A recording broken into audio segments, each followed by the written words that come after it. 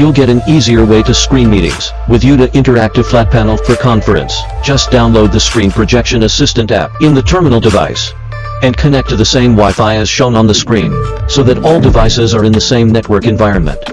Scanning the QR code on the screen can realize the mobile phone image mirror, remote control, video, picture playback. After entering the link code, the wireless transmission screen matches the meeting screen successfully.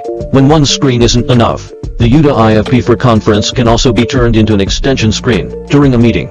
More participants can enjoy the convenience of screencasting. Support any combination of less than 4 devices simultaneously wireless display to the interactive tablet, but the same property of the device cannot be more than 3. Of course, if you want to have a more stable connection effect for a long time, you can use a wireless screen transmitter to cast the screen. If you only have Type-C on your computer, you need to get a converter, and then run the driver on your computer and follow the lights to see if the connection is successful. To learn more about Yuta's interactive flat panel for conference features, click shenzhenyuta.com.